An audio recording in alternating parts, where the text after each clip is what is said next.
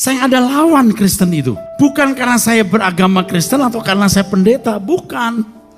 Memang Kristen itu saya nggak ada lawan. Oh, kalau kita sih nggak bilang Kristen lebih baik. Satu-satunya jalan keselamatan. Nggak bisa di-compare. Jadi agama yang lain bawa orang masuk neraka. Oh enggak, saya nggak bilang begitu. Ingat, perbuatan baik dihakimi Tuhan. Amin. Paling bagus kita nggak menjolimi agama lain. Karena kita mengakui bahwa orang berhak beragama, berhak meyakini kebenaran. Dan kita pun setuju. Agamamu itu membawa kebaikan. Bukan membawa kamu ke neraka. Orang dihakimi menurut perbuatan.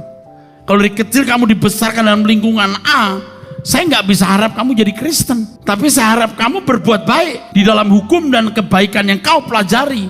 Tapi kalau kau ikut jalan yang kuikuti, jalan Yesus, kamu tidak boleh hanya jadi baik. Kamu harus sempurna seperti Yesus.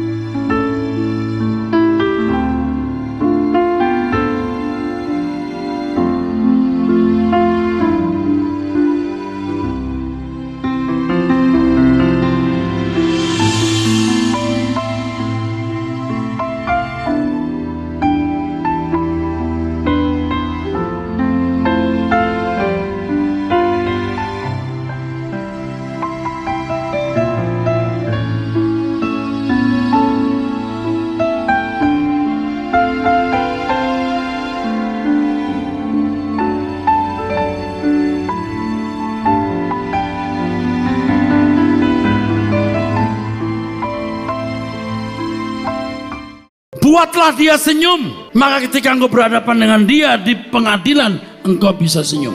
Tapi kalau engkau hanya memaksa dia membuat engkau senyum, engkau ingin doamu dijawab, permintaanmu dikabulkan, bahkan engkau mengeksploitasi dan memanipulasi, memanfaatkan Tuhan, engkau tidak bisa senyum. Kita yang mesti mendesak, what must I do, Lord? Waktu kita kecil, kita memaksa orang tua buat ini, buat itu. Tapi ketika kita sudah dewasa, kita berkata, apa yang mama papa suka saya lakukan. Saudara, ikut Tuhan Yesus itu tidak bisa kaya.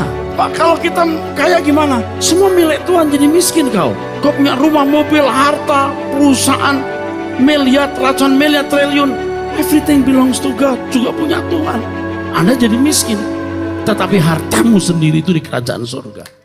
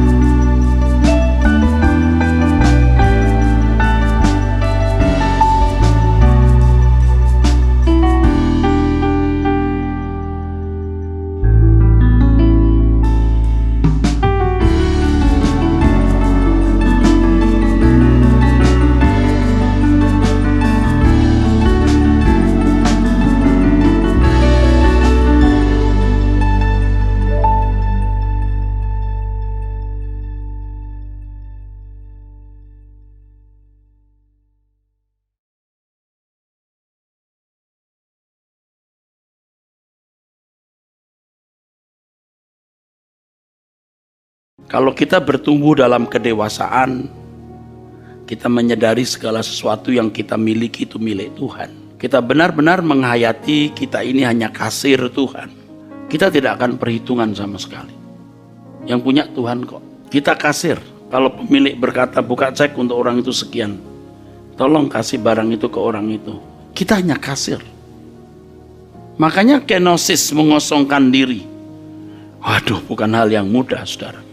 Tapi sering saya berjuang melawan egoisme ini dengan satu kalimat. Dan saya sering sukses. Satu kalimat ini. Aku mau pulang. Aku mau pulang. Kalau aku mau pulang, aku mesti meninggalkan semua. Tapi banyak orang tidak menyadari, saudara. Bayangkan Anda punya roh itu keluar dari tubuh. Anda punya motor, Anda punya mobil, Anda punya rumah, Anda punya berlian, Anda punya logam mulia, apapun Anda akan tinggalkan.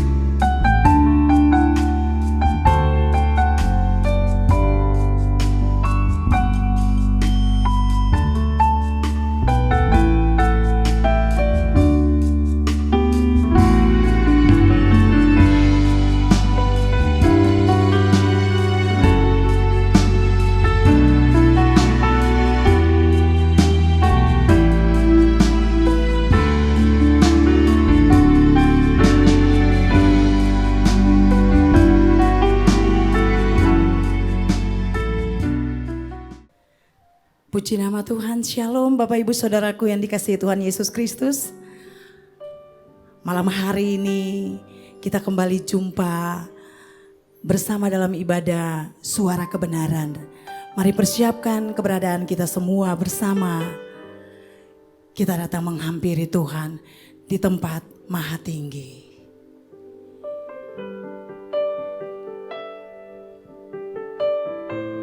Bapa di sorga, kami mohon layakanlah kami semua. Mempersembahkan segenap keberadaan kami di hadapan-Mu. Dalam rasa syukur untuk Tuhan kami yang hidup. Allah dan Bapa kami yang termulia dari semua yang pernah ada.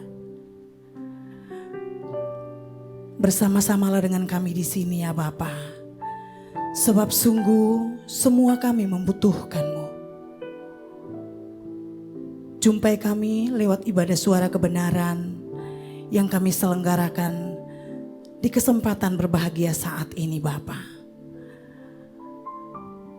Di dalam nama Tuhan kami Yesus Kristus, Tuhan yang mengasihi kami mengasihi-Mu juga. Amin.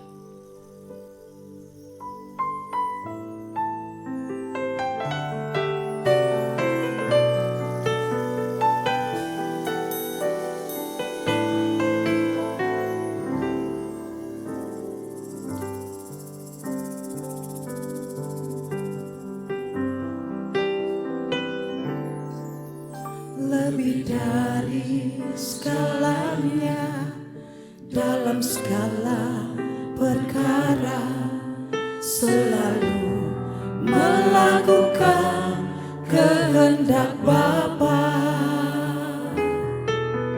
Dari waktu ke waktu, dimanapun berada, selalu menyenangkan hatimu Bapa. Dengan tekun berlomba, memandang anak domba, mengambil bagian dalam kekudusan. Tekadku mengenakan serupa Yesus Tuhan, sesuai rancangan-Mu yang semula. Mari kembali nyanyi bersama pujian ini. Lebih dari segalanya, dalam segala perkara, selalu melakukan kehendak Bapa. Dari waktu ke waktu, dimanapun berada, selalu menyenangkan hatimu Bapa. Dengan tekun berlomba, memandang anak domba, mengambil bagian dalam kekudusan. Tekadku mengenakan serupa Yesus Tuhan, sesuai rancangan-Mu yang semula. Menyenangkan-Mu, menyenangkan-Mu, dimanapun dan kapanpun, dalam segala perkara. Menyenangkan-Mu, menyenangkan-Mu, sejak di bumi sampai selama. Menyenangkan hatimu, menyenangkan-Mu, ya Tuhan, dan kapanpun, dalam segala perkara. Menyenangkan-Mu, menyenangkan-Mu, sejak di bumi sampai selamanya. Mari kembali katakan pujian ini. Dengan tekun berlomba, memandang anak domba, mengambil bagian dalam kekudusan. Tekadku mengenakan serupa Yesus Tuhan, sesuai rancangan-Mu yang semula. Menyenangkan-Mu, ya Bapa. Amin.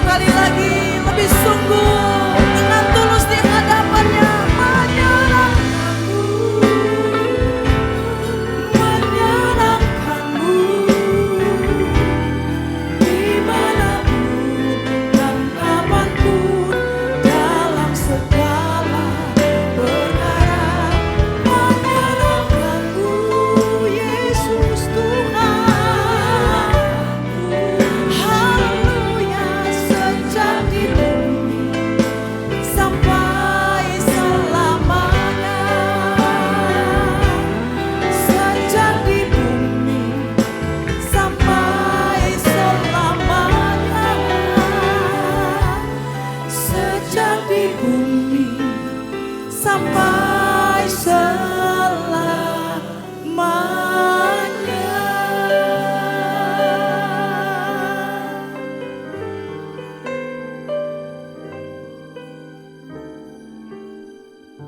Ini rindu kami di hadapan-Mu Bapa. Ketika kami taruhkan itu di hati-Mu, ya Bapa yang maha menyelidiki. Jumpai setiap hati yang sungguh merindukan. Belajar menyenangkan-Mu sampai habis hidup kami bagi-Mu Bapa.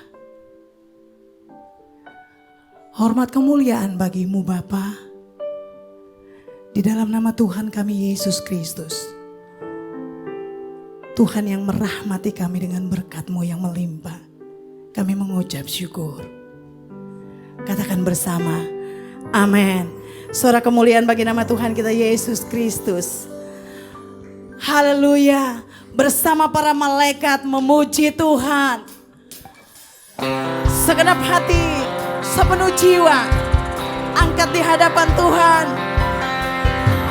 Bersama para malaikat, ini hidup kami bawa kepada-Mu Bapa. Amin.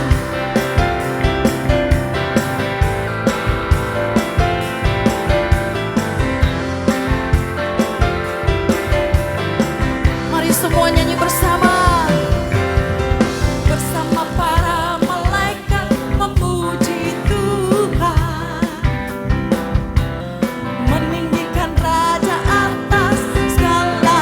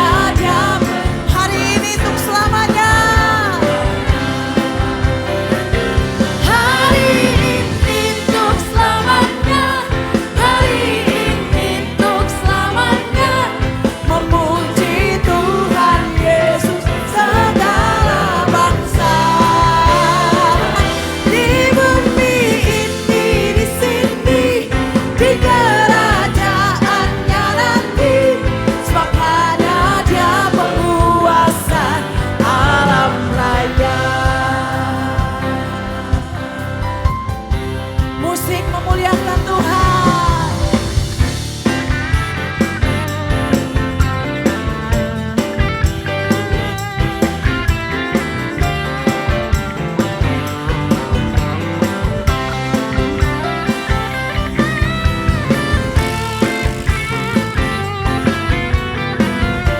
Semua hormat tertinggi kami bagimu ya Bapa. Sembah puji bagimu. Hari ini nyanyikan sama-sama. Hari ini untuk selamanya. Hari ini untuk selamanya. Memuji Tuhan Yesus segala masa. Di bumi ini, di sini, amin. Di kerajaannya nanti. Sebab hanya Dia penguasa. Sekali lagi sampaikan. Hari ini untuk selamanya. Hari ini untuk selamanya. Memuji Tuhan Yesus segala masa. Di bumi ini, di sini, di kerajaannya nanti. Sebab hanya Dia penguasa alam raya. Sebab hanya Dia penguasa. Sebab hanya Dia penguasa alam. Sekali lagi. Sebab hanya Dia penguasa alam raya.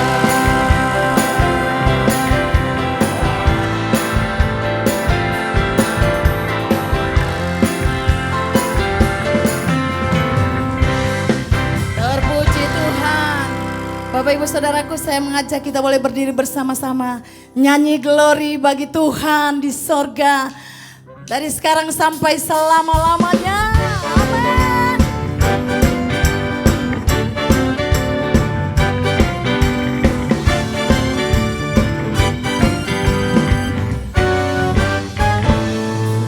Ada nyanyian terdengar, membuat hati bergema.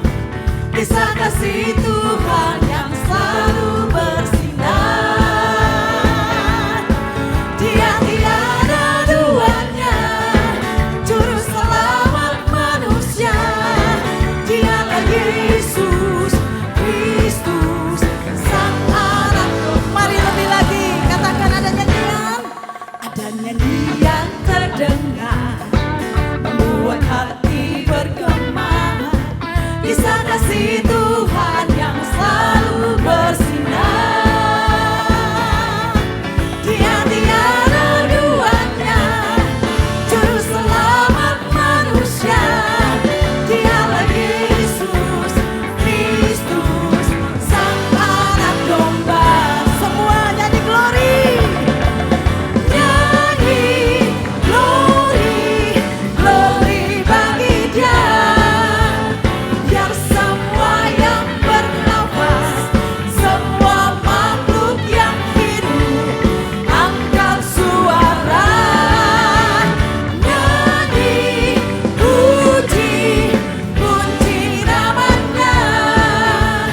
Nyanyi, puji, puji namanya.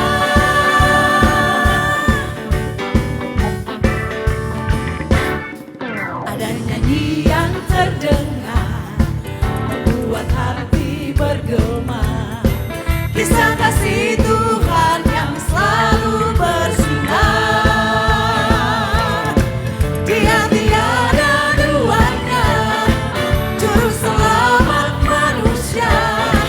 Dialah Yesus Kristus, Sang Anak Domba. Sekali lagi sampaikan. Ada nyanyian terdengar, membuat hati bergema. Kisah kasih Tuhan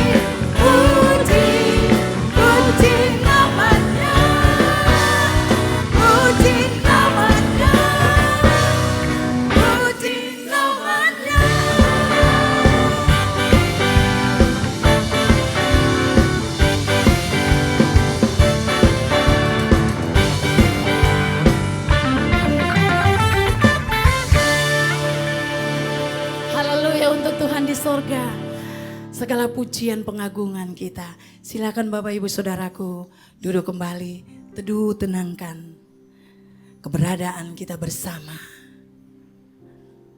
Dengan sikap hati yang terbuka, merindukan Tuhan dan firman kebenarannya.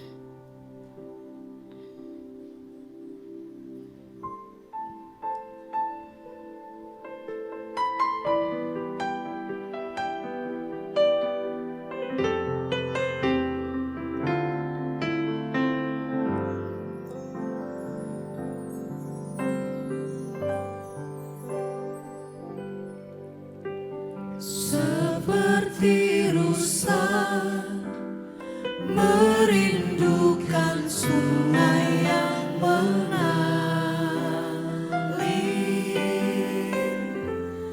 demikianlah jiwaku merindukan Engkau.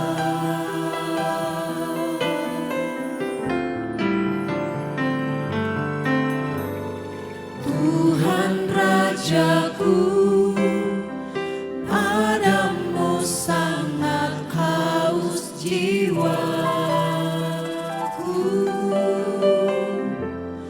Bila ku boleh datang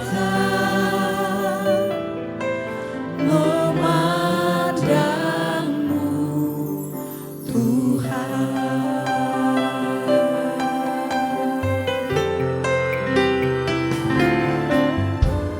Seperti rusa merindukan sungai yang mengalir,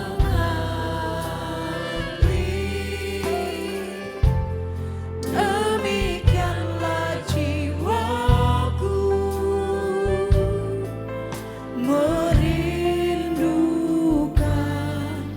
Engkau. Sampaikan di hadapannya, Tuhan ya Raja kami. Tuhan Rajaku, padamu sangat haus jiwaku.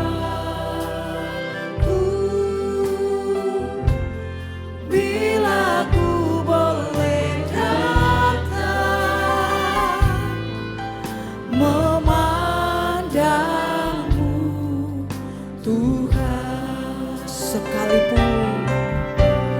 Sekalipun dagingku dan hatiku habis lenyap, gunung batuku dan bagianku tetaplah Allah selama. Sekalipun dagingku dan hatiku, sekalipun dagingku dan hatiku habis lenyap, gunung batuku dan bagianku tetaplah Allah selamanya.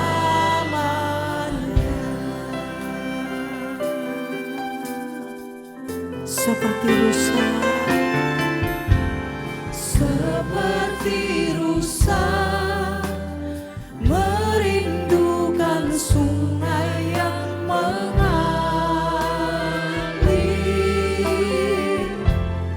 demikianlah jiwaku merindukan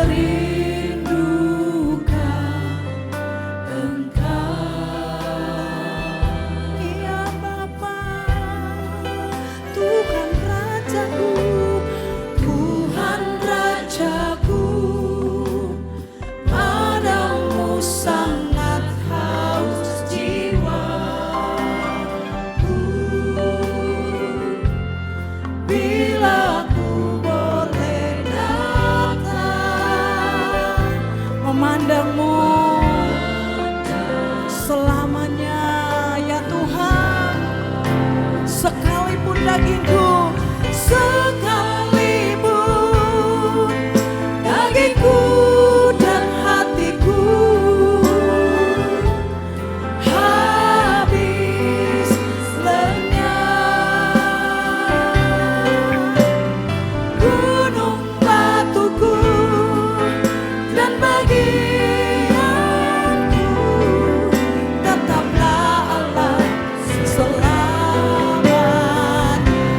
sekalipun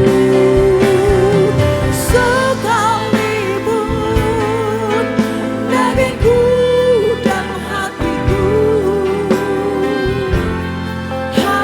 habis lenyap,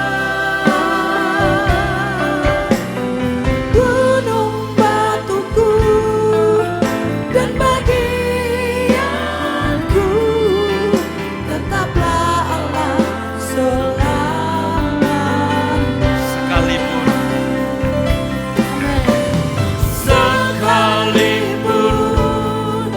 dagingku dan hatiku habis lenyap, Gunung batuku dan bagianku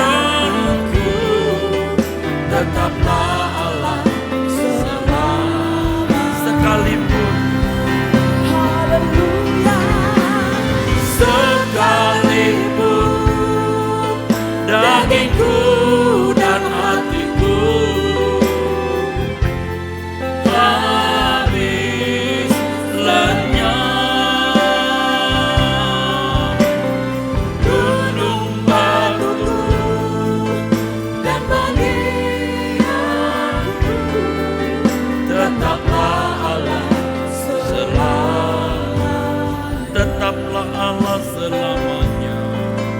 Tetaplah Allah Selamanya.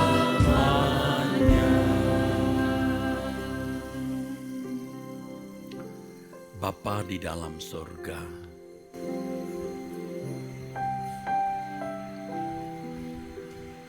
Engkau pegang tangan kami, Engkau genggam, supaya kami tetap hidup sesuai dengan kehendak Bapa. Apapun yang kami jalani, kami alami, kami tetap memandang-Mu dan mengakui Engkau Allah yang bijaksana dan maha baik. Bapa, kami mau mendengarkan firman. Engkau kuasai anak-Mu ini untuk menyampaikan kebenaran, agar kami menangkap kebenaran yang tertuang dari hati-Mu, Bapa. Dalam nama Tuhan Yesus Kristus. Amin. Amin. Silakan duduk, saudaraku sekalian.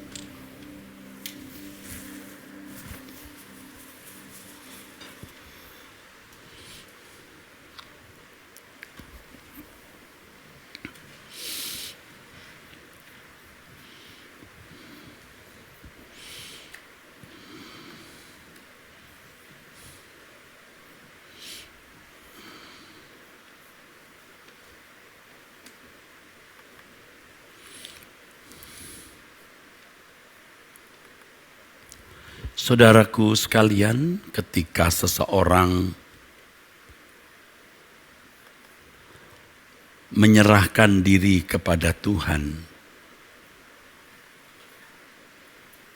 sebenarnya itu merupakan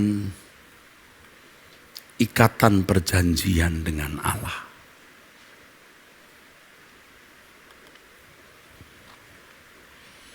Jadi ketika seseorang menyerahkan hidup kepada Tuhan, itu sebuah covenant, sebuah ikatan perjanjian dengan Allah. Tetapi banyak orang yang belum mengerti apa artinya menyerahkan diri secara benar kepada Allah. Biasanya orang menyerahkan diri kepada Allah karena sedang dalam satu keadaan yang sulit, satu keadaan yang terancam, atau membutuhkan sesuatu yang ia tidak sanggup penuhi. ia harus minta pertolongan tangan yang kuat, dalam hal ini tangan Tuhan, saudaraku. Penyerahan seperti ini sebenarnya sebuah sikap manipulatif, sikap untuk memanfaatkan Tuhan atau untuk mengeksploitasi Allah, sikap yang tidak patut. Tetapi inilah yang dilakukan oleh orang-orang Kristen yang belum dewasa. Sama seperti anak-anak kecil yang menyerahkan sesuatu kepada orang tuanya hanya karena supaya orang tuanya campur tangan atau terlibat di dalam persoalan anak itu. Kita tidak boleh begitu, saudaraku. Kita tidak boleh begitu.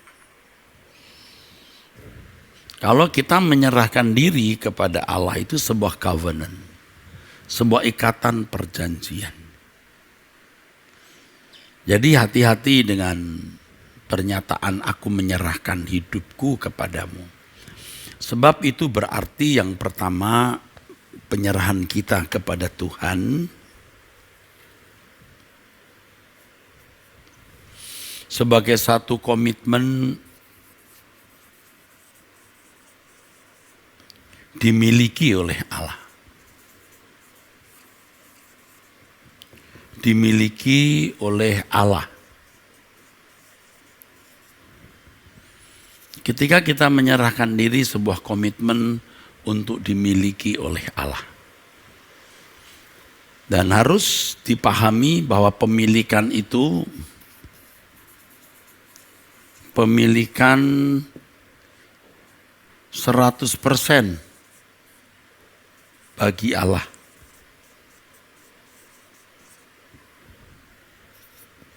Jadi kita tidak boleh, memang tidak bisa, artinya tidak memenuhi standar. Kalau hanya menyerahkan sebagian, apalagi kalau hanya menyerahkan persoalan-persoalan hidup saja untuk supaya Tuhan campur tangan dalam masalah hidup kita. Tetapi pemilikan hidup kita, ya, pemilikan hidup kita atas Allah, hidup kita dimiliki oleh Tuhan, maksudnya dengan 100% menjadi milik Allah. Lalu komitmen kita dalam penyerahan itu dengan durasi tidak terbatas. Tidak terbatas. Artinya kekal.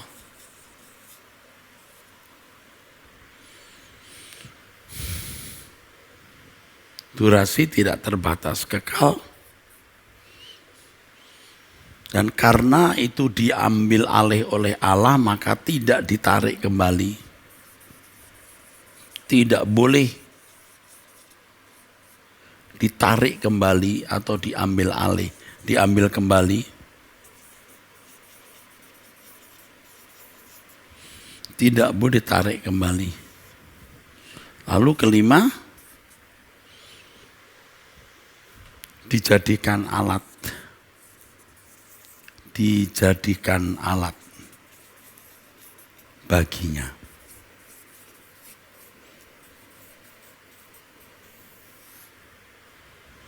Ini sebenarnya kalimat ini terkait dengan tidak lagi berhak atas diri kita sendiri, ya. Kita tidak berhak lagi memiliki diri kita sendiri.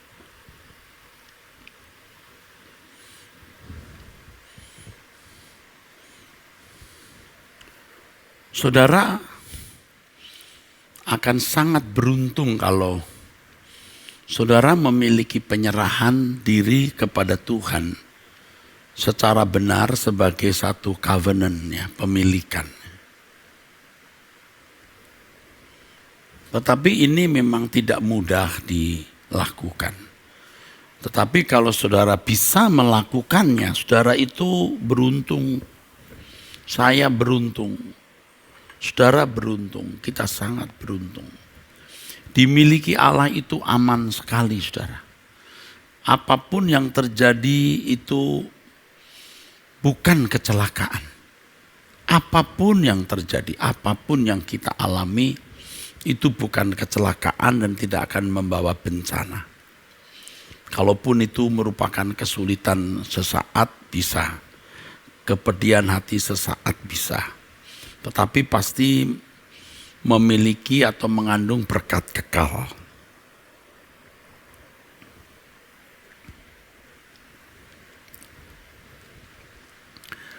Nah, bagaimana kita bisa memiliki penyerahan dengan benar sebagai covenant, sebagai perjanjian dengan Allah, ya?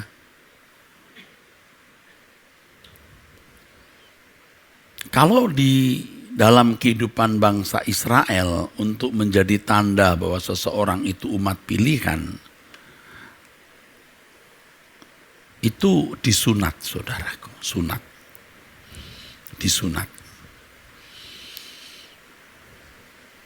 Paulus berbicara mengenai sunat juga di dalam perjanjian baru, yaitu sunat sebagai tanda milik Allah. Dan kalau dalam perjanjian baru, sunat kita itu adalah sunat batin. Sunat di dalam batin kita. Sunat orang percaya adalah sunat batiniah. Efesus 2 ayat 11, Galatia 6 ayat 12 sampai 16, Filipi 3 ayat 3.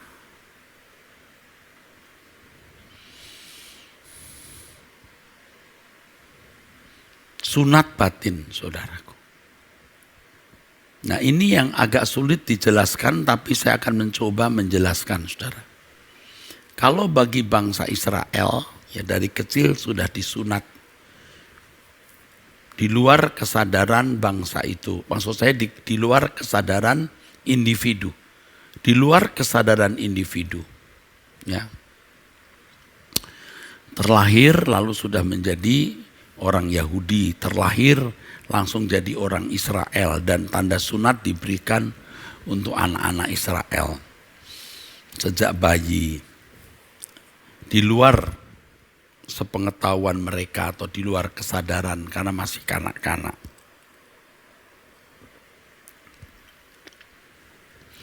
Tetapi berbeda dengan orang percaya. Sunat batinnya itu disadari dan dilakukan oleh orang percaya itu sendiri. Ya, saudara. Ia harus berani melakukan sunat. Sunat itu apa? Kalau sunat fisik atau sunat daging itu bagian tubuh manusia yang menikmati puncak. Kan tubuh manusia itu menikmati puncak kenikmatan itu di lidahnya, ya. Dan tempat di mana sunat itu dilakukan bagi laki-laki maksudnya.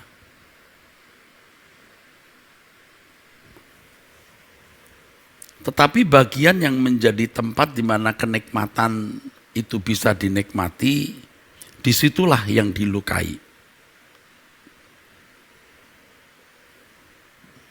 Unik ya, saudara, ya. Bagian di mana tubuh manusia menikmati, disitulah yang dilukai.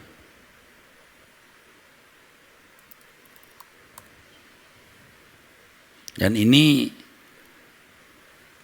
satu hal yang menarik, kenapa? Karena menjadi lambang atau menjadi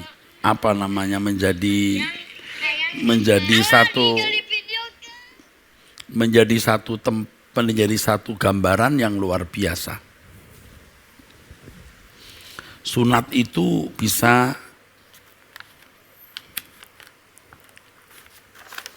begini, saudara.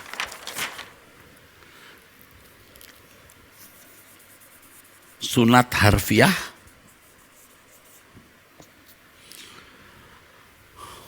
ini sunat fisik, ini sunat batin. Kalau sunat fisik itu ada bagian dari fisik yang dilukai. Puncak kenikmatan, di puncak kenikmatan itu dilukai. Sunat batin, apa yang disukai oleh jiwa kita, disukai oleh hidup kita, itu yang dilukai, saudaraku.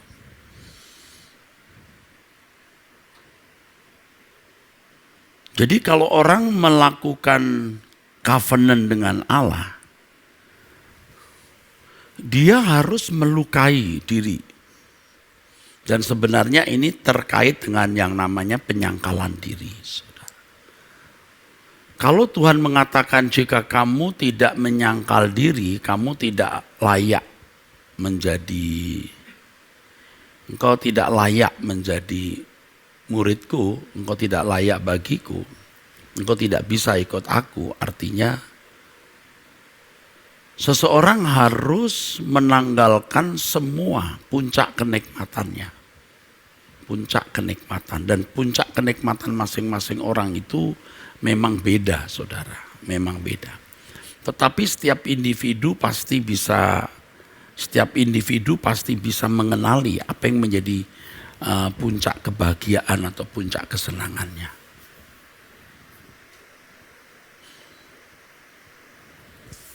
Nah, betapa sesatnya kalau diajarkan bahwa ikut Yesus itu orang bisa menikmati apa yang menjadi kesenangannya, doa-doanya dijawab, puncak kesenangannya bisa dicapai.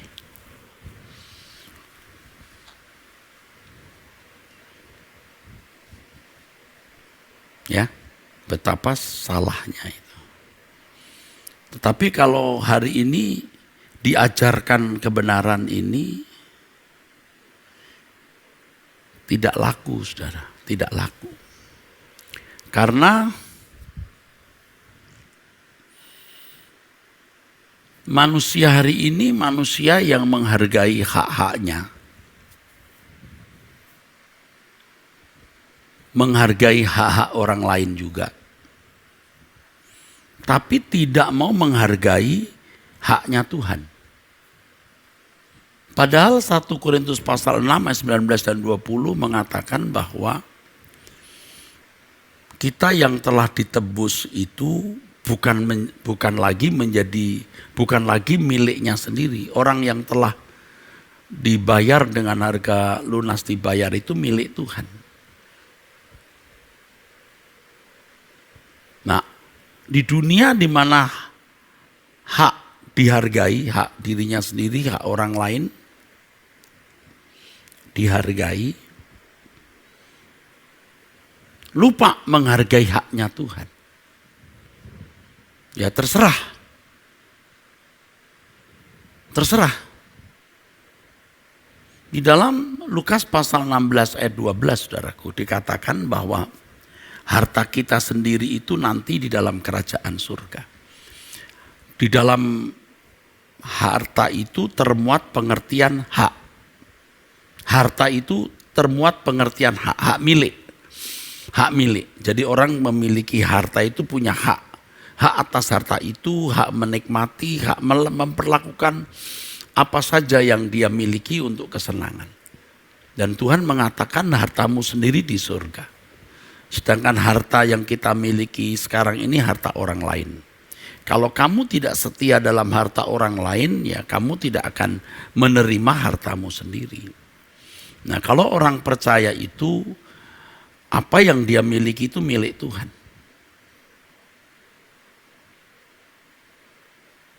Milik Tuhan. Saya mengajarkan saudara kebenaran ini karena saya mengerti benar. Tetapi saya yang mengerti benar saja tidak mudah loh melakukannya. Karena kita sudah biasa memuaskan diri kita dengan keinginan-keinginan dan kesenangan-kesenangan kita sendiri. dengan kesenangan kita sendiri, saudaraku. Dan sekarang kita mau menundukkan diri di bawah otoritas Allah atau yang namanya tadi menyangkal diri, bukan sesuatu yang mudah itu. Bukan sesuatu yang mudah. Di dalam fisik ini puncak kenikmatannya dilukai. Sekarang di sini kita. Mungkin fisik kita tidak terlukai, tapi batin kita terlukai, saudara. Dan setiap orang pasti menemukan di mana puncak kenikmatan atau apa yang menjadi kesukaannya. Kalau Abraham pasti puncak kesukaannya atau kenikmatannya itu Ishak. Dan Tuhan mengendaki Ishak yang disembelih.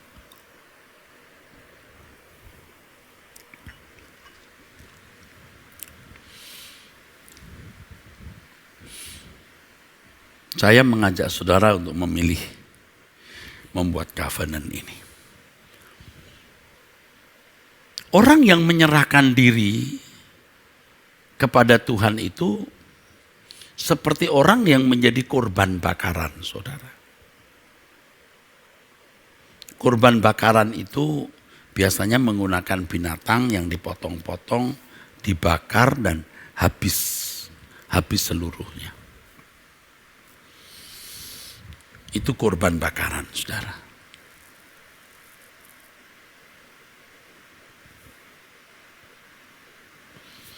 Lalu apa artinya untuk kita? Hidup kita ini menjadi korban bakaran waktu kita mematikan keinginan daging, kita mematikan semua keinginan kita itu, saudaraku, itu sakit. Tetapi itu bisa menjadi bau harum dan Tuhan yang menyelidiki setiap hati tahu siapa orang-orang yang telah menjadi korban bakaran bagi Allah. Dari perjalanan hidup yang saya jalani, saya beruntung sekali bisa mengerti kebenaran yang akhirnya sampai pada wilayah kebenaran ini, ya, kebenaran yang sedang saya kemukakan ini, saudara-saudara. Dan saya serius berulang-ulang mengatakan kepada Bapa di surga,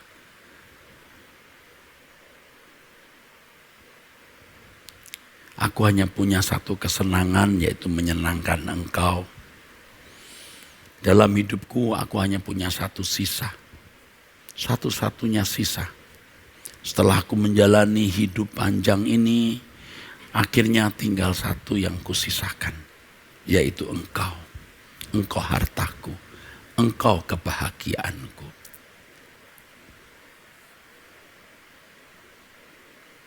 Kalau suatu saat Sinode GSKI ada seorang pemimpin yang baik, sukacita saya berikan.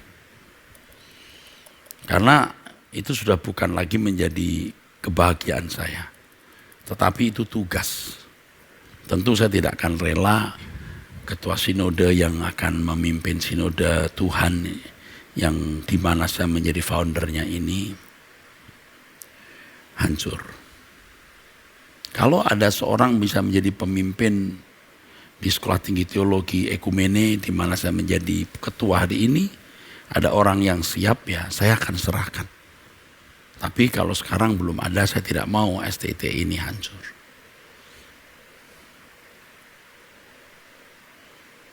Jadi kalimat tidak ada yang kupertahankan, itu kalimat yang bagus sekali. Kalimat yang bagus. Ya. Seandainya saya muda dan sudah mengerti kebenaran ini, wow, luar biasa. Sayangnya saya terlambat mengerti kebenaran ini. Serius saya terlambat, saudaraku. Tetapi tidak kehilangan kesempatan sama sekali. Jadi mengejar ketinggalan. Nah, banyak orang-orang tua yang sudah terlambat tapi tidak tahu dia terlambat. Bahkan ada orang-orang yang usianya masih 45, 50 tahun, 52, tapi dia tidak menyadari keterlambatan itu, malah masih sombong. Aku. Orang yang menjadikan hidupnya kurban itu, saudaraku, supaya berbau harum di hadapan Tuhan itu, orang yang benar-benar hidupnya berpusat pada Allah. Yang namanya teosentris, berpusat pada Allah.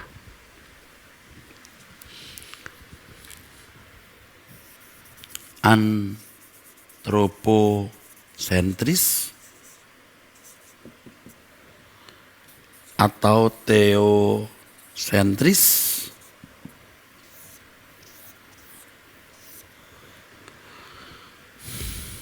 kalau bangsa Israel itu masih antroposentris, tapi tidak bisa dianggap salah karena mereka masih agama Yahudi, masih Taurat, maka covenant-nya masih harfiah, ya. Fisik dagingnya, fisik. Kalau teosentris ini, saudara, wah luar biasa. Ini batin, saudara. Batinnya hanya diarahkan ke Tuhan saja. Memang bangsa Israel luar biasa ya, punya Allah yang benar, memiliki Taurat ya. Tapi mereka masih antroposentris sebenarnya. Kalau bisa dikatakan teosentris juga, tapi tidak seperti standar orang Kristen yang standar orang percaya yang teosentrisnya itu 100%. 100% ini. Saya bicara ini bukan sebagai orang yang sudah sempurna, saudara. Saya mulai mengerti bahwa yang saya takuti ketika saya meninggal dunia itu masih ada sisa. Ada sisa. Masih ada sisa. Beberapa kali kejadian di border ya, di imigrasi. Jadi ketika orang masuk ditanya, Anda bawa apa? Enggak. Buah apa? Enggak. Yakin? Enggak. Betul? Enggak. Dibongkar. Ternyata ada pisang. Wah, ini bisa kalau ketemu petugas imigrasi yang lagi kurang sehat nalarnya, bisa disuruh balik lagi. Anda tahu pisang dari mana? Dari pesawat. Dan kejadian ini tuh bukan satu kali loh. Beberapa kali kejadian itu.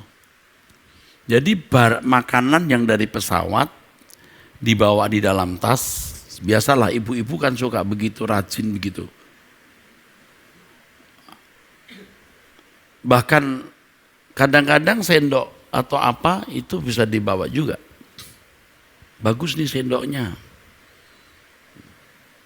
Ya memang ada perlengkapan di pesawat yang bisa dibawa, bisa ada. Apalagi yang keluar negeri itu ada satu dompet bagus dengan isi yang bagus, ada sikat gigi, ada macam-macam, ada kaos kaki, ada macam-macam di situ. Bisa dibawa pulang. Tapi ada makanan juga dan kadang-kadang ibu-ibu itu rajin ya. Dia ambil, dia masukkan nanti untuk anaknya lah apalah. Nah waktu di bandara diperiksa, kedapatan. Ada yang. Kalau Anda berkata, iya saya bawa makanan, coba diperiksa dulu.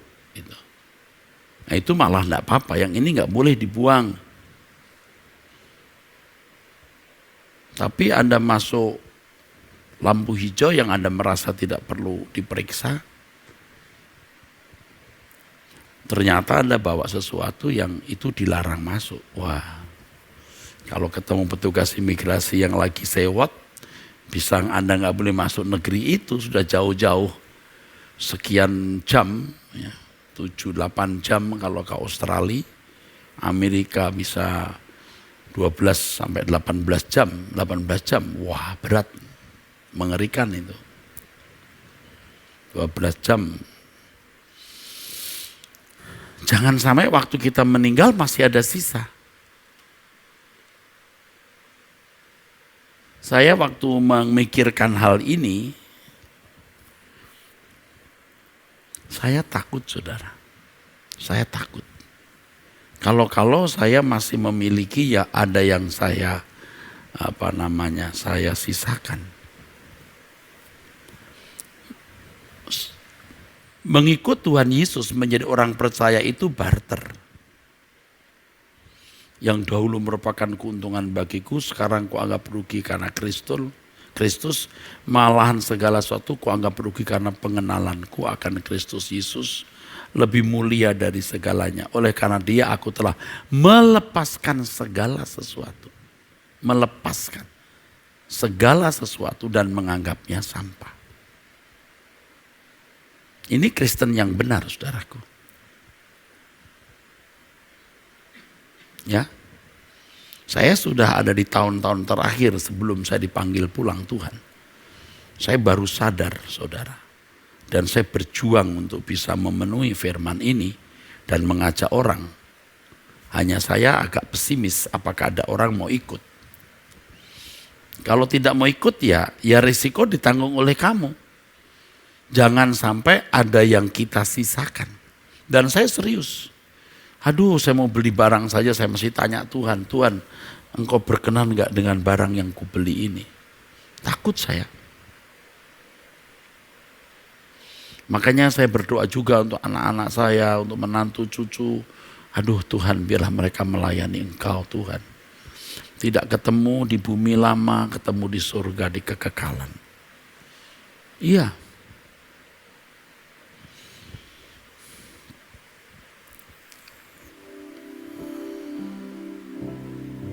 Saat ku pulang menghadap Bapa, hanya Engkau yang ku miliki. Kerinduan hatiku, kehausan jiwaku, dapat ku memandang wajah-Mu. Saat ku pulang menghadap Bapakku, hanya Engkau yang ku miliki. Kerinduan hatiku, kehausan jiwaku, dapat ku memandang wajah-Mu. Ini memang sukar sekali, saudaraku. Memang sukar sekali. Tetapi kalau kita bisa melakukan ini, aman nih, aman sekali. Aman. Anda aman, orang-orang yang Anda kasih juga aman, saudara. Bagaimana komitmen ini bisa kita, maksud saya penyerahan diri ini dengan isi yang benar ini bisa kita alami. Ya kalau saudara berani barter, melakukan sunat batin sehingga Anda menjadi orang yang betul-betul teosentris. Teosentris artinya berpusat pada Allah. Ya, Anda bisa dimiliki oleh Allah, pemilikannya 100%, durasinya tidak terbatas, kekal, tidak ditarik kembali, sama dengan tidak menoleh ke belakang melihat dunia, dan menjadi alat di dalam tangan Tuhan. Tapi siapa orang yang mau sunat batin, yang rela puncak kesenangannya diserahkan kepada Allah? Orang yang memiliki kepercayaan yang utuh. Kepercayaan yang penuh kepada Allah. Kita bisa katakan, Tuhan, aku tidak melihat Engkau, tapi aku mempercayai Engkau. Nah, saya kadang-kadang bisa mengerti mengapa orang bisa pindah agama. Dia tidak pernah mengalami Tuhan yang benar ini. Dan tidak berani mempercayai. Jangankan orang yang pindah agama, yang belum pindah agama saja belum mempercayai Allah secara utuh, secara penuh. Harus memiliki kepercayaan yang utuh kepada Allah. Bahwa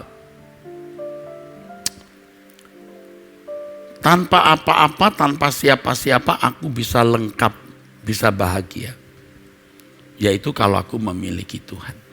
Maka tadi saya katakan setelah mengalami perjalanan hidup, melewati perjalanan hidup yang panjang, baru kita mengerti, oh ini yang kusisakan.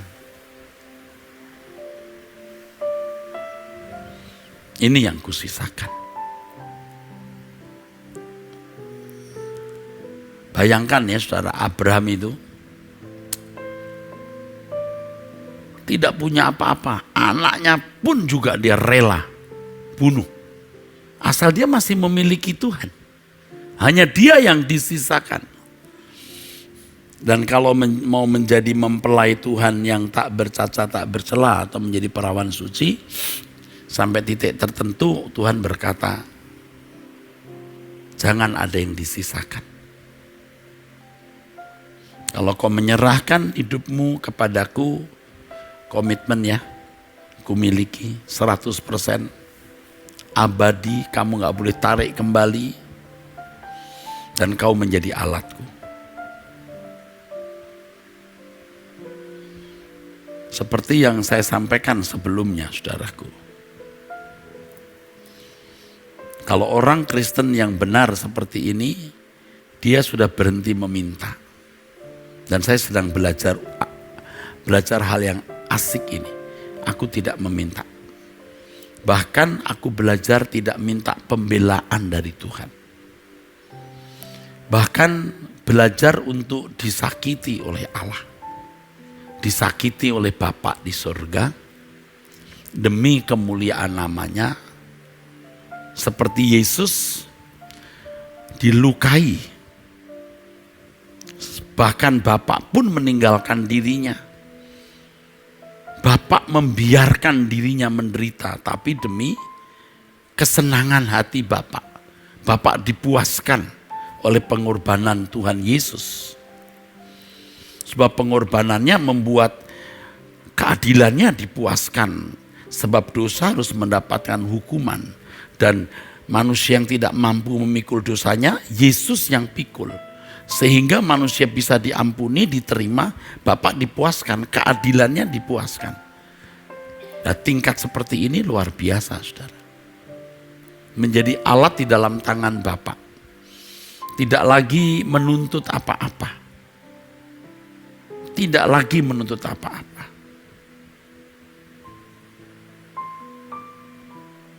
Sampai ketika orang yang kita kasihi sakit atau dalam keadaan bahaya, kita hanya diam dan memandang Tuhan. Aku tidak mau mengganggu kebijaksanaan-Mu, Tuhan. Apapun yang Kau lakukan itu pasti baik. Dan aku menghormati kebijaksanaan-Mu. Dan itu asik, saudaraku, belajar memiliki penyerahan diri seperti ini asik. Memang saya belum sempurna, tapi saya katakan saya sedang belajar untuk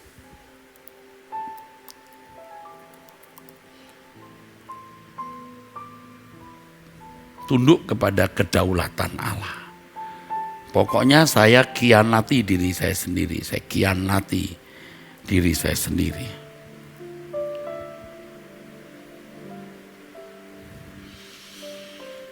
Dan itu asik, saudaraku. Kita berhadapan dengan Allah yang maha besar, maha mulia, maha agung, yang berkenan menjadikan kita anak. Dia menjadi Bapak kita. Luar biasa. Dan Allah layak, patut mendapatkan perlakuan seperti ini. Bahwa semua hanya untuk kesenangan-Mu. Semuanya untuk kepuasan hatimu.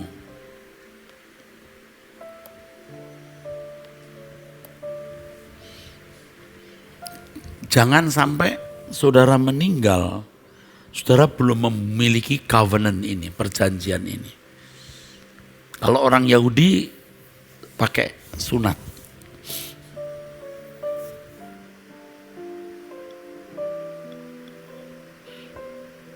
Ya, pakai sunat fisik. Tetapi kalau orang percaya sunat batin. Dan Tuhan periksa, sudah sunat betul, sudah sunat belum. Ya, saya kira banyak jemaat belum sunat. Masih merasa punya hak, masih merasa punya hak menikmati sesuatu. Dan saya kira tidak sedikit pendeta juga masih belum sunat batin. Mungkin dia pernah khotbah sunat batin tapi tidak mengerti. Sekarang saya belajar, sedang belajar. Saya harap saya bisa finishing well. Jangan sampai saudara meninggal, saudara belum mengalami sunat batin ini. Ya, belum mengalami sunat batin. Mengerikan, pasti masih banyak yang saudara genggam. Makanya kalau orang sudah terlanjur punya banyak, kaya, terhormat, susah sekali. Kita nggak tahu mau bicara apa lagi untuk orang-orang ini. Kita dikira mengingini hartanya, kita dikira mau memperdaya dia. Aduh. Kadang-kadang kalau dulu kita malas, sudah kita nggak mau urusan dengan orang-orang ini. Tapi kita jadi sombong karena mereka juga mereka tanggung jawab kita. Ya, jadi kita harus juga merendahkan hati kita untuk tetap menggenggam mereka walaupun mereka pikir kita sedang mengingini uang mereka. Ya udah dah, enggak apa-apa. Padahal kita tidak mengingini, karena kita mengingini jiwanya selamat. Saudaraku.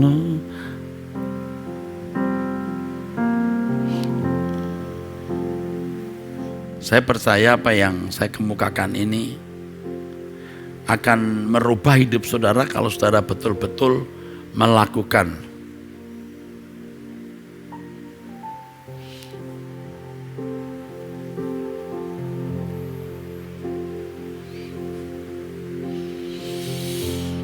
Saya percaya apa yang saya sampaikan ini merubah hidup saudara, sebab ini juga merubah hidup saya, saudara. Merubah total merubah hidup saya. Semua yang menyenangkan hatimu, semua yang memuaskan hatimu, mau lakukan segenap hati di sisa umur hidupku ini. Telah banyak waktu yang sia-sia, tak ku lakukan kehendak Bapa. Sekarang saatnya, takkan ku tunda membuktikan cintaku dengan nyata.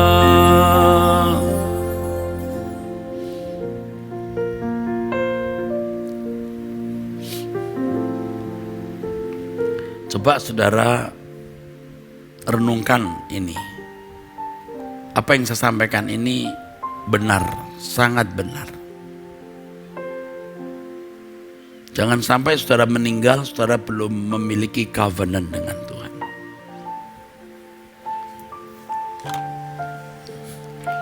Saya tidak mengada-ada ini, saudara. Anda tanya Tuhan, ini pembicara ini betul-betul juru bicara Tuhan atau bukan? Yuk tanya Tuhan.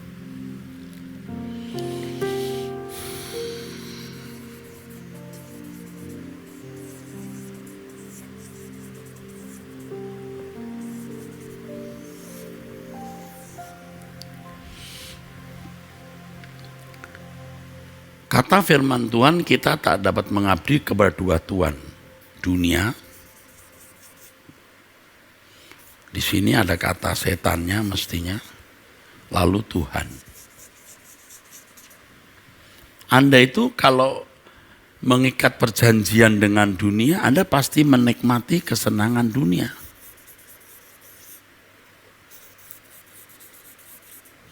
Ini sukacita oleh Roh Kudus.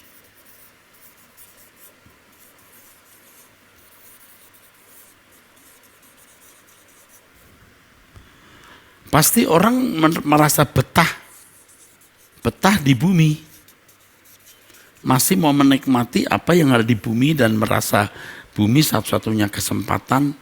Di bumi adalah satu-satunya kesempatan untuk menikmati hidup. Rindu LB3.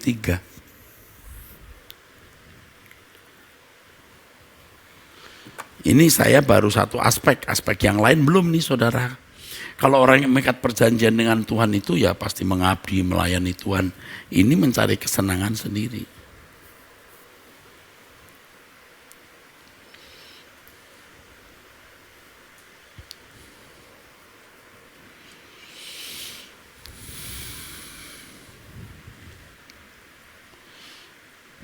Jangan saudara mengikuti khotbah ini, lalu saudara hanya setuju-setuju saja.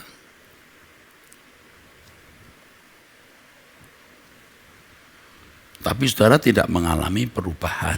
Ya. Mengerikan sekali saudara. Anda meninggal, Anda tidak punya ikatan perjanjian dengan Allah, itu mengerikan. Orang yang mengikat perjanjian dengan Allah itu gak takut mati sama sekali. Sudah sunat batin, sudah tidak lagi memiliki ikatan di dunia. Tapi kalau orang yang belum memiliki ikatan perjanjian dengan Allah, takut mati. Mikirin hartanya, mikirin anaknya. Kalaupun gak mikirin anaknya atau tidak mikirin hartanya, dia tidak tahu mau kemana. Gak tahu. Saya terkesan dengan satu anak gadis yang menulis pertanyaan di Anda Bertanya Alkitab Menjawab, usia 18 tahun. Saya ingat saya itu wanita yang berkata, saya takut Pak, saya takut masuk neraka, saya takut tidak dikenal Tuhan. Saya takut pulang kemana. Saya senang dengan lagu judulnya Pulang.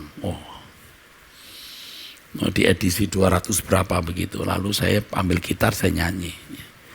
Yang aku tahu, yang perkarakan dirimu kemana engkau pulang. Saudara belum membuat ikatan perjanjian kan? Pasti belum. Lalu Anda merasa sudah Kristen itu punya ikatan perjanjian dengan Allah. Itu murahan. Bahkan Anda ke gereja pun supaya diberkati, hanya supaya dapat kesembuhan, mujizat dan lain-lain. Anda belum pernah buat ikatan perjanjian. Membuat ikatan perjanjian itu menyerahkan hidupnya tanpa batas kepada Allah. Ya, ini tadi. Anda pasti ada di sini nih rata-rata nih. Saya baru mau keluar di sini, saya kira udah mulai keluar. Dan itu harus nekat. Makanya saya kalau melihat banyak orang Kristen di sekitar saya atau aktivis, saya menderita saudara, saya menderita. Saya lihat banyak orang tidak tahu dan tidak mengerti. Atau tidak mau mengerti.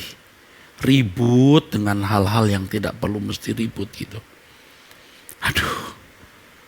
Anak-anak kecil ya. Tua tapi pikirannya itu anak-anak. Kalau Anda masih gampang tersinggung, masih merasa Anda punya hak itu seperti diambil orang, lalu Anda marah. Aduh, itu anak kecil. Jangan gitu. Kalau orang Kristen dewasa itu dilukai ya, gak merasa sakit, ya sudah. Pengadilan Tuhan. Kalau mau ya Anda berpikir begini, kalau aku salah enggak usah kamu yang membelim saya. Saya dikutuk oleh Tuhan, saya dihukum. Tapi kalau aku benar ya kamu bertanggung jawab pada Tuhan. Nanti di pengadilan akan dibuka semua. Dan ini bisa tidak lama. Bisa tidak lama, saudara. Oke? Jadi saudara kalau belum punya covenant ya, belum memiliki perjanjian dengan Tuhan, wah mengerikan. Kalau saudara meninggal itu ngeri. Makanya saya mengajak saudara untuk ayo kita memiliki perjanjian, ikatan perjanjian dengan Tuhan. Ya, ayo komitmen untuk dimiliki oleh Allah. Ya. Pemilikannya 100%. Ingat durasinya tidak terbatas. Anda tidak boleh menarik kembali dan Anda mau dijadikan alat di dalam tangan Tuhan. Nah, orang yang memberikan hidupnya ini seperti barter tadi saya katakan, melepaskan semuanya, menganggapnya sampah, supaya memperoleh Kristus, ya, Anda baru bisa menjadi seorang yang teosentris, ya. Dan Anda memiliki kepercayaan penuh kepada Allah, dan menarik sekali menaruh kepercayaan penuh kepada Allah itu menarik sekali. Dan orang-orang seperti ini menjadi manusia masa depan. Orang yang berkomitmen dengan Tuhan, hidup dalam penyerahan itu sebenarnya seperti meninggalkan dunia lalu mengarahkan diri untuk hidup di masa depan. Kalau orang masih hidup dengan orientasi berpikir masa kini, nggak bisa. Nggak bisa, saudara. Saya itu puluhan tahun jadi pendeta, tapi tahun-tahun belakangan ini baru betul-betul bisa menyeberang. Ngerti artinya di mana hartamu, di situ hatimu berada. Ya. Dan ketika saya mulai sadar itu, saya mulai menulis lagu-lagu tentang langit baru, bumi baru. Pada waktu saya tulis lagu-lagu itu, saya belum nyebrang benar-benar, masih dalam proses nyebrang. Tapi makin hari ya, apalagi masa COVID ini, apalagi saya begitu banyak tantangan, saudara, begitu banyak pantangan, saudara.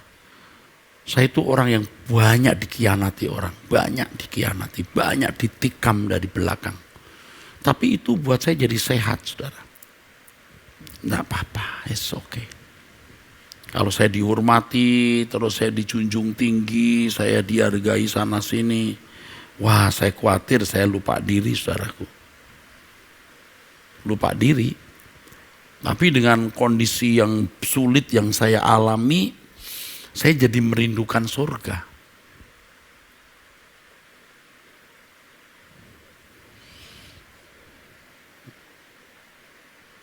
Tiada yang ku nanti lagi apapun di bumi ini. Nah, mulai bisa. Nah, saya mulai mengerti apa artinya penyerahan diri yang dewasa itu. Dan ini saya khotbahkan sudah kesekian kali, saudara. Ya. Ini sudah pertemuan keempat, saudara. Soal penyerahan diri, ini pertemuan yang keempat. Penyerahan diri yang dewasa ini pertemuan yang keempat. Dan orang yang memiliki penyerahan diri secara total itu baru berjalan harmoni dengan Allah. Anda bisa ngerti nggak kalau jadi atasan atau pimpinan lalu bawahan Anda seperti nginjak kepala gitu, nggak ada hormatnya gitu, Anda nggak nyaman. Kalau kita mau berjalan harmoni dengan Allah, kita jalan sebagai hamba yang melihat wajah Tuhan, apa yang Dia ingini. Kita tidak memikirkan diri kita sendiri, kita memikirkan Tuhan, memikirkan perasaannya. Kita menyerahkan diri kepada Tuhan itu mau apa? Ya supaya sakitku disembuhkan. Nah itu kan manipulatif seperti yang tadi saya katakan. Aku menyerahkan diri kepada Tuhan supaya masalahmu yang berat bisa diangkat oleh Tuhan begitu. Anda nggak bisa jalan harmoni dengan Allah. Dulu waktu kita muda kita nyanyi, jalan serta Yesus, jalan sertanya setiap hari. Enggak terus menerus. Waktu baru Kristen, waktu baru menjadi Kristen bisa jalan serta Yesus. Walaupun kita masih suka-suka sendiri, Tuhan masih mau jalan sama kita. Tapi ketika kita sudah harus mulai hanya melihat Tuhan dan mengerti kehendak yang dilakukan, beda lagi. Nyanyi jalan serta Yesus itu jalan mengabdi, jalan melayani. Ya. Begitu saudara. Dulu waktu muda sekali lagi kita nyanyi jalan serta Yesus, jalan sertanya setiap hari. Bisa. Kita masih Kristen kanak-kanak dan gereja juga baru mengalami kebangunan rohani. Tahun-tahun itu 80, 85, 83, 82 ya. Saya bertobat tahun 76. Saya masih muda sekali saudara. Saya mulai sudah bertobat itu saudara. Sekitar Sweet 17 saya itu bertobat. Saya bertobat di Jalan Imam Bonjol, Jakarta. Ada gereja di situ. Saya masih ingat jalan itu. Saya masih ingat dua pembicara yang membuat saya bertobat. Dr. F. Uko dan Dr. Octavianus. Sampai sekarang masih ingat. Saya kira beliau-beliau sudah dipanggil Tuhan. Kalau Pak Dr. Octavianus suatu hari saya bertemu beliau di pesawat. Saya kenal beliau, saya salami, saya katakan Om, saya Erastus. Oh, Erastus, tentu dia pernah mendengar nama saya. Lalu saya bilang, oh mungkin Om tidak tahu bahwa saya bertobat tahun 1976 kira-kira. 76-77 begitu. Waktu Om KKR di GPIB Paulus. Saya ada di situ Om. Nah, saya pegangin, saya bawain tasnya. Beliau jalan, saya pegangin tasnya. Waktu itu lagu seperti ini tadi, jalan serta Yesus, jalan sertanya. Lagu-lagu seperti itulah yang dinyanyikan saudaraku. Tapi hari ini sudah beda ya, sudah lain. Jalan serta Yesus bukan jalan sebagai anak-anak yang dikolok, dimanja-manja, tapi berjuang untuk Tuhan. Amin. Mari kita bangkit berdiri saudaraku.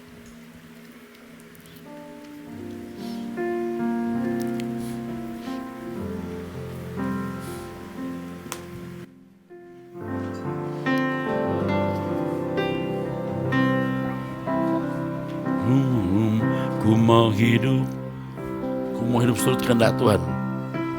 Ku mau hidup seturut kehendak-Mu Tuhan. Ku mau memberi semua yang dapat Ku berikan. Ku mengasihi-Mu lebih dari semua, melayani-Mu di bumi, di surga. Ku mau hidup seturut kehendak-Mu Tuhan. Ku mau memberi semua yang dapat Ku berikan. Ku mengasihi-Mu lebih dari semua, melayani-Mu di bumi, di surga. Kau ajar ku hidup yang sungguh berarti, seperti hidup yang Engkau jalani.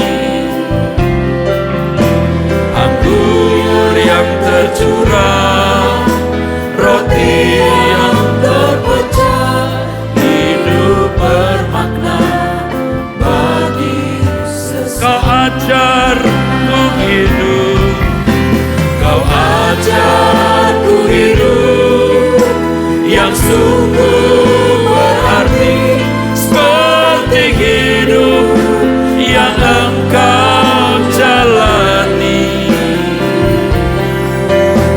Anggur yang tercurah, roti yang terpecah, hidup bermakna bagi sesama.